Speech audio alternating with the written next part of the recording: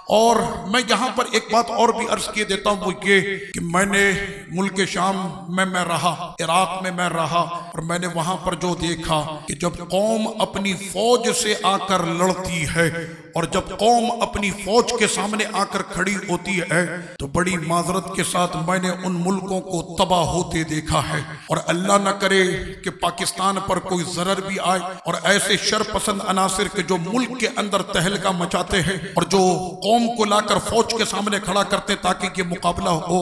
मुल्क के शाम में लोग यही समझ रहे थे कि जनाब 2-4 दिनों की बात है और उसके बाद पूरे मुल्क के अंदर हमारा निजाम आ जाएगा। आप जानते हैं गरीबों की सोच से कैसे खेला जाता। एक जवान आकर मुझे कहता कि अगर हमने इस निजाम को हटाकर दूसरा हमारा निजाम आ गया, मोटरसाइकिल की कीमत कम हो जाएगी। अब मैं मोटरसाइकिल खरीदना चाहता हूं तो मोटरसाइकिल सस्ती हो जाएगी तो मैं खरीद लूंगा। यानी उसको शौक है बाइक चलाने का तो उसको बाइक के हिसाब से उसके दिमाग से खेला गया। एक जवान ने मुझे कहा कि अगर ये चला गया और ये निजाम खत्म हो गया और हम लोगों ने अपना निजाम राइज कर दिया, शादी करना सस्ता हो जाएगा तो फिर मैं आसानी शादी कर लूंगा। 4-6 दिनों का मसला, उसके बाद फिर हमारी हुकूमत होगी। लेकिन वो 4-6 दिन नहीं, वो जंग 10 साल तक फिर जारी रही।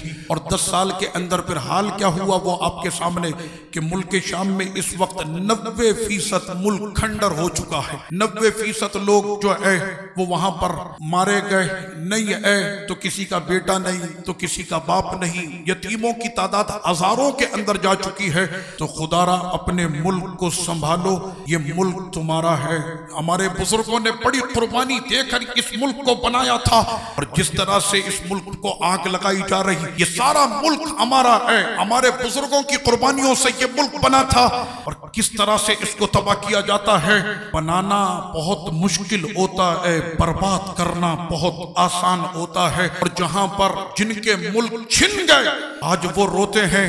मैं तो मुल्क शाम से मेरा बड़ा गहरा ताल्लुक है। आप सब जानते कि किसी की माँ इस शहर में तो बेटा जो है उसका दूसरे मुल्क में, बहन उसके तीसरे मुल्क में। लोग जिस वक्त में अपनी जान बचाने के लिए निकल के वहां से भागे, अभी तो समझ रहे होते ना जनाब कुछ भी नहीं, लेकिन इसी तरह से आग आहिस्ता आहिस्ता फैलती चली जाती है।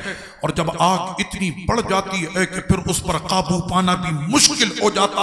लोग मुल्क शाम में गोलियों से मरे, गोलों से मरे, तबाहियों में मरे, आपस में मरे, एक दूसरे को गोलियां मार के मरे। कहना ये कौन है? ये अपोजिशन की जमात है। ये हुकूमत से इन्होंने जंग की भी, अपोजिशन की जमात। और ये जो है वो हुकूमत जो हमारी ऐसी और वैसी हुकूमत, उसके खिलाफ ये लड़ रही। अपोजिशन के अंदर फिर 2 या 3 धड़ बने आपस में। अपोजिशन वालों ने फिर जो एक दूसरे को गोलियां मारी, सिर्फ एक इलाके के अंदर 3 दिनों में 1800 जवान मारे गए। सिर्फ 3 दिन के अंदर। मैं ये कहता हूं कि मुल्क शाम में जितना खून बहा है, कसम खुदा की अगर ये खून इस्लामी फुतूहात के लिए बहता तो हम अमेरिका पर भी कब्जा कर चुके होते, हम ब्रितानिया पर भी कब्जा कर चुके होते। आपस में मुसलमानों ने फिर एक दूसरे को जो कत्ल किया, अल्लाह की पनाह वो ऐसी कत्लो गारत और बर्बरियत जो वहां पर मची है। और मैं आपको ये भी अर्ज कर दूं, वो जंग तो बंद हो गई, लेकिन इस वक्त माश की जो वहां पर जंग है, हमारे जमाने में जब हम वहां पढ़ते थे तो $1 के 45 सीरियन लीरे मिला करते थे। आज $1 का 9100 पर पहुंच चुका है। 9100 लीरा $1 का हो चुका है। मईशत का आलम आप खुद समझ गए होंगे। और लोगों की जो वहां पर तनख्वाहें होती हैं 2 लाख 1.5 लाख, यानी पाकिस्तानी में डॉलर में आपको बताऊं $20 महीने की तनख्वाह, $25 महीने की तनख्वाह। गुजारा कर सकता है कोई $20 के अंदर अपना महीना चला सकता है। यानी पाकिस्तानी 6000 रुपए के अंदर कोई अपने 4 बच्चों के साथ महीना चला सकता है। लेकिन मुल्क शाम अभी भी अगर चल रहा है तो ये हुजूर की दुआओं की बरकत है। खुदारा होश के कौम नाखुन ले, अपने मुल्क को तबाह ना करो, अपने मुल्क को आग ना लगाओ और इस तरह का कोई भी मसला अपने मुल्क के अंदर पैदा ना करो कि कल को फिर तुम कहो कि ए काश कि मैंने ये ना किया होता, ए काश के किसी के कहने पर मुझे ये पछतावा ना होता। अल्लाह पाक हम सब को अक्ले सलीम अता करे। और हम किसके लिए कर रहे हैं? वो जवानों किसके लिए कर रहे हैं? एक दिन मौत है, एक दिन सबने मरना है। हमारा ईमान है कि नहीं है? एक दिन अपने रब के सामने खड़ा होना है कि नहीं? हम सबका ये ईमान है, तो फिर वो काम करो जिससे खुदा राजी हो, फिर वो काम करो जिससे मुस्तफा राजी हो। ये तो सबको पता है, सबको पता है कि खुदा किस काम से राजी होता है, किस काम से नाराज होता है। मुस्तफा करीम आका किससे राजी होते हैं, किससे वो नाराज होते।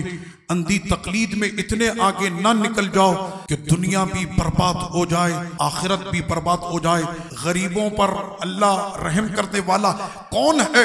हम अपने हाथों से हम कहें कि सजा और जजा का मालिक मैं हूं? नहीं, सजा और जजा का मालिक मेरा खुदा है। अगर गरीब आज जुल्म की चक्की में पीसा जा रहा, वो गरीबों सबर करना, मेरे मालिक ने फरमाया सबर करना, लेकिन उस सबर के बाद वो रब ऐसा तुमको जजा अता करेगा कि जो दुनिया के अंदर मुशक्कतें उठा कर गया, जब जन्नत के महलात उसको दिए जाएंगे तो वो कहेगा ए काश के मुझ पर दुनिया में जुल्म और बर्बरियत और ज्यादा होती, ताकि मुझको मेरा रब और मकाम अता करता। ये मैदाने महशर में फैसला होगा कि जीता कौन, हारा कौन। अक्लमंद वही है कि जो हमेशा अपने खुदा को राजी करे, अपने मुस्तफा करीम आका को राजी करे, और बेवकूफ वो होगा कि जो अंधी तकलीद में आगे बढ़ता चला गया, अपनी दुनिया भी बर्बाद की, अपनी आखिरत भी उसने बर्बाद की।